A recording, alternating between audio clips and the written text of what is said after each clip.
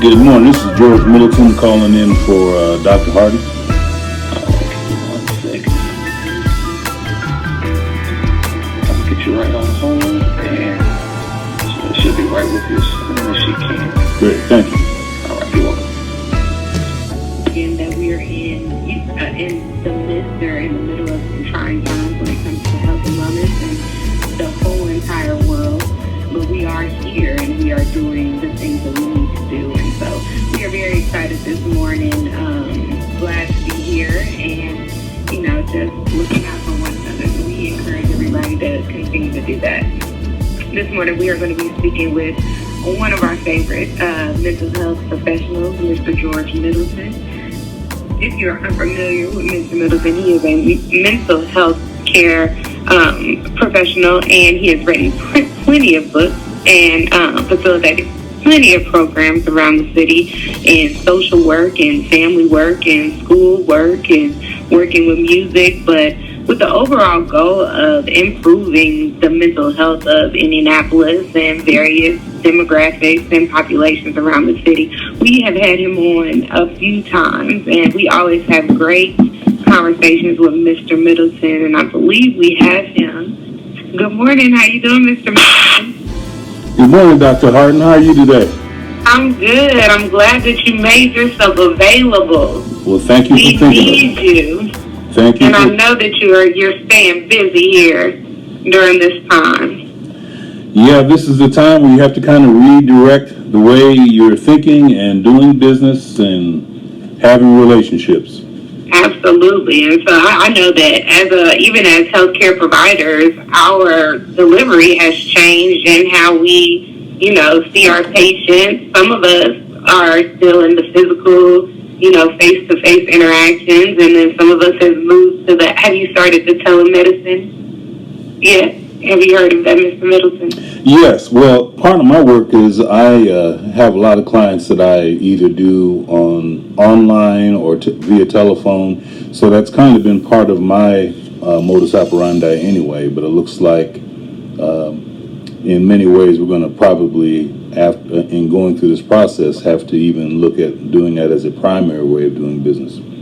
Right. And you know what? That is so funny that you say that in that way, because on the way here, my mind was heavily focused on how are we going to interact with one another once all of this is over? Now that the whole world is going to be well versed on pathology and the way that germs spread and how do things change from now on, Yeah.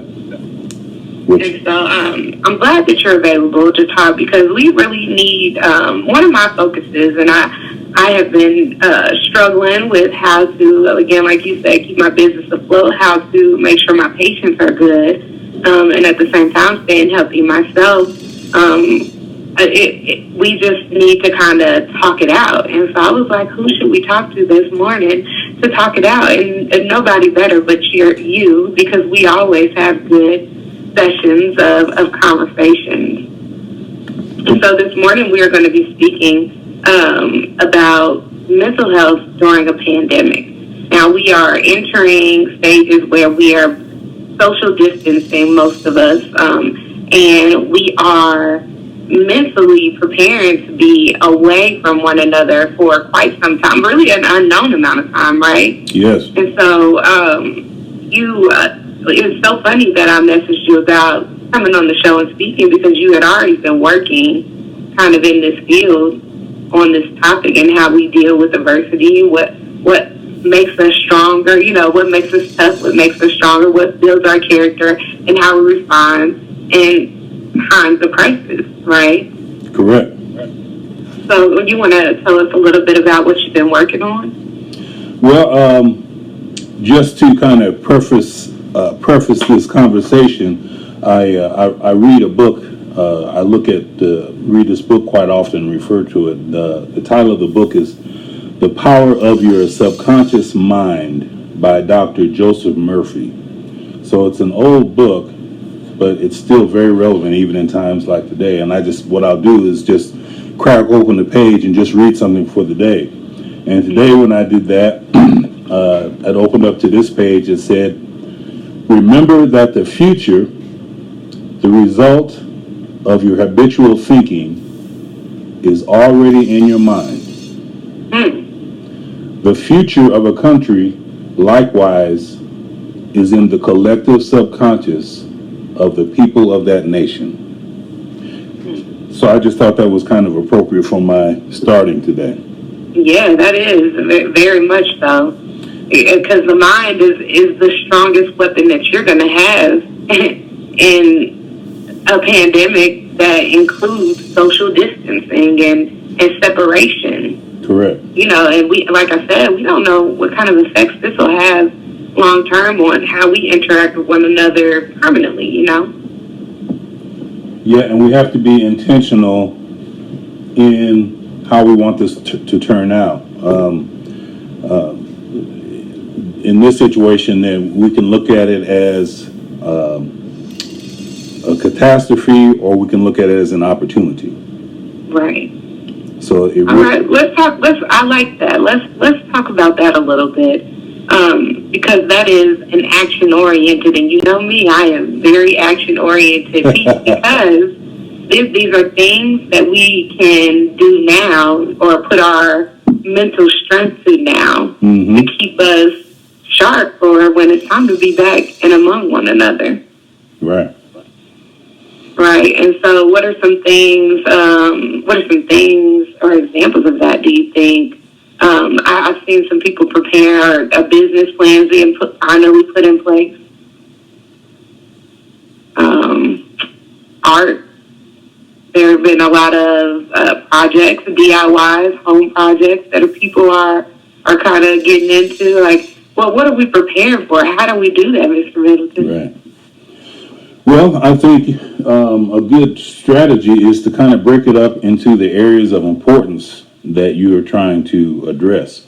So for me, the way that I look at it, the way that I structure it is the three most important areas are first self, me individually, then my relationships, those who I care about, those who are in my network. And then the most important aspect is the economics, our business. How are we going to survive every day? How are we going to pay bills? How are we going to move forward in an economic way? Yes. And I start with self because self drives all those other things. And right now we have this social distancing, which is really an opportune time to do a lot of self-reflection in a really genuine way. Right. Because adversity gives you the chance to really see what you're made of, to see what your thought process is like. And this is the time to just be naked with yourself and have that honest conversation. Because from there, that's going to impact how you're relating to others. And it's going to definitely have an impact on your business strategy, on your economic strategy. Absolutely. I think I've seen a couple of memes on social media where it was saying, this is the time. If you don't come out on the other side of this with a new hobby, with a new skill, with a new business, with a new something that you have been wanting to do but claimed you didn't have the time to do, then it wasn't the time. The issue, time was not the issue. Yeah. It was, discipline the whole time. And I think that you hit it right on the head. People are being forced to kind of face themselves. And you say get naked get down to the bare nakedness with yourself. Yeah. Yes. Right. And I mean, even to the fact where, I've seen women posting no eyelashes, my beautician's out of work, no hair, no makeup.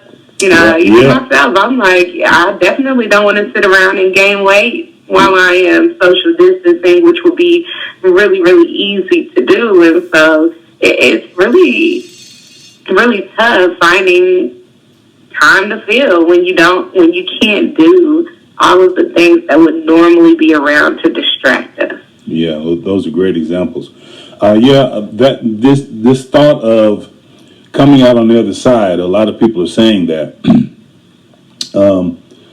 However, there's a cognitive problem that goes with that, because in order to get different results, you have to have a different thought process.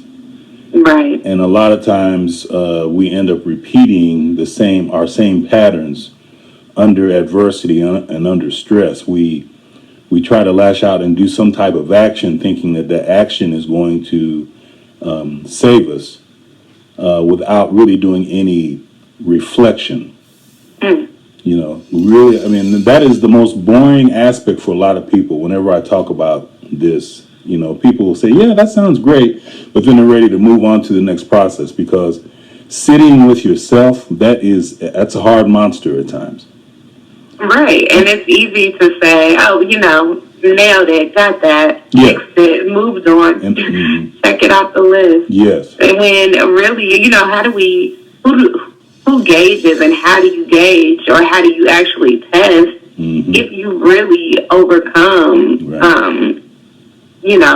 something that has been hindering you in that way? And that's a great question, because adversity kind of is like a check stop. How are you? A good question is for each of us to determine is, at this point in our country's adversity, how are you feeling?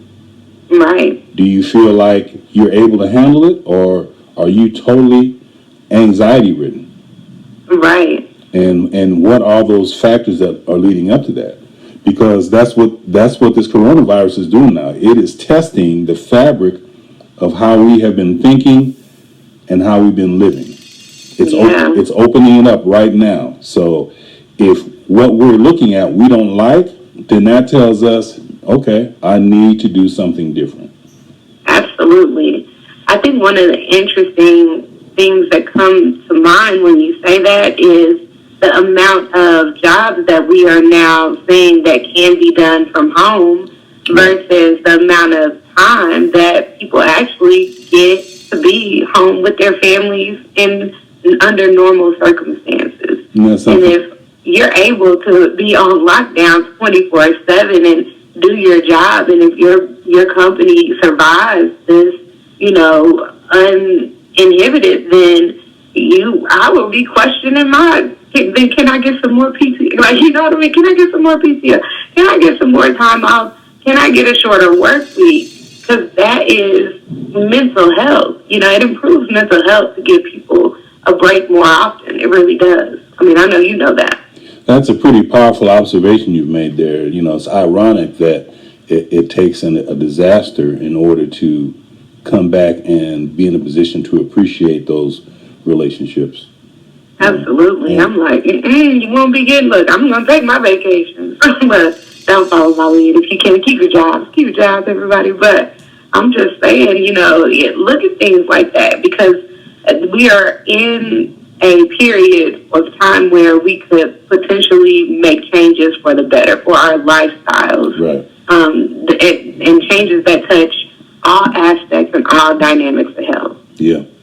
Right, and so I like that you're speaking and sending out notes about adversity and how in this situation, this is a very, very adverse situation, how being calm and keeping your peace is actually where you need to be in order to discover what it is you're supposed to discover about yourself during this time. And if you're not feeling peaceful or calm, don't freak out about that either, because right. Emotion is information. It's data. And very true. And often we don't process emotion effectively. We end up responding to the data rather than, we end up reacting to the data rather than actually having an intelligent response to the data. But emotion, when you feel something, that's the time for you to say, I'm feeling this. What is this all about? But that takes practice for a lot of us. Being a therapist, I'm trained in that, but I'm not perfect at it, because we are all works in action, and we're always trying to improve. Absolutely. And emotions can happen so quick that it can overtake the fact that it was a thought. There was a thought before that emotion, because that's where emotion comes from. It comes from thinking, and the strongest part of our brain, which is the subconscious, drives a significant portion of our emotions. And so it happens so quick that we sometimes forget, or we often forget, that there was a thought that occurred before that emotion. Absolutely. It looks like we have a caller. Good morning. How you doing? Yeah, I was trying to disagree with your guest, but what he just cleaned this conversation up when he said that we don't want to look at the real problem. We look at the residuals of the problem. Like if you drop a bomb, right? The blast comes first, then the residual qualities, whatever, like the unemployment, like the child care system here in Indiana being over flooded at this time, about the medical situations that are going on. We look at the residuals of the problem and never look to the problem and say, what is really going on here? And I think that's, some people have blinders on right now. They cannot examine the foundations of what is really going on. And your therapist is right. That makes him right, because he understands that you have to look at the problem, not just the residuals that are thrown out at you to distract you from the real specter of what's really going on. So I really appreciate him. And in any part, and at times like these, I think that we more than ever need to find the truth about what's going on, because the truth sometimes is a vexation to the mind, but it will set you free. So I'm just glad for your program this morning, ma'am, and I'm glad for that. Thank you so much for calling. Thank you.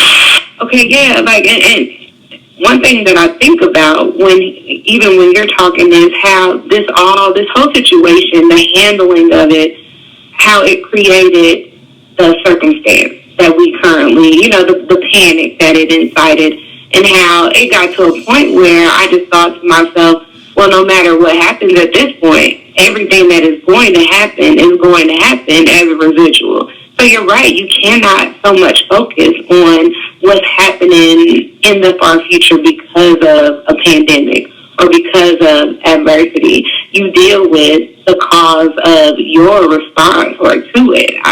So I agree with that. Yeah, I appreciate the caller in his perspective, because that is what the human